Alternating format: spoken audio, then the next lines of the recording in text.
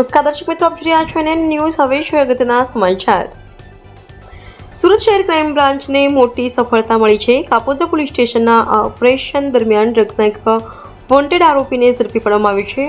નાયબ police commissioner crime સુરતના માર્ગદર્શન હેઠળ ક્રાઇમ બ્રાન્ચની ટીમે બાતમીના આધારે સફળ કાર્યવાહી કરી છે. ટીમે કાપોદ્રા પોલીસ સ્ટેશનમાં નોંધાયેલા ડ્રગ્સના કેસમાં છેલ્લા ઘણા સમયથી વોન્ટેડ આરોપી મોહમ્મદ જાવેદ ઉર્ફે પંથર મોહમ્મદ રફીક જરીવાલાને ઝડપી પાડ્યો છે. આરોપીની ધરપકડ વલસાડના ભિલાડ નજીકના નંદલાવ દરગાહ રોડ પાસેથી કરવામાં આવી હતી. ક્રાઇમ બ્રાન્ચે આરોપી પાસેથી 14 ગ્રામ જેટલું એમડી ડ્રગ્સ કબજે કર્યું છે, જેની બજાર કિંમત અંદાજે ₹1,45,500 છે. પોલીસ તપાસમાં સામે આવ્યું છે કે આરોપી છેલ્લા ઘણા સમયથી ડ્રગ્સના વેપલામાં સંડોવાયેલો હતો અને પોલીસથી બચવા માટે સતત ફરાર રહેતો હતો. ક્રાઇમ બ્રાન્ચે આરોપી વિરુદ્ધ NDPS એક્ટ કલમ 8C, 21C, 22C અને 29 મુજબ ગુનો નોંધ્યો છે અને આગળની કાર્યવાહી હાથ ધરી છે. આ સિવાય આરોપી વિરુદ્ધ અગાઉથી મેદરપુરા પોલીસ સ્ટેશનમાં પણ ગુનો નોંધાયેલો છે.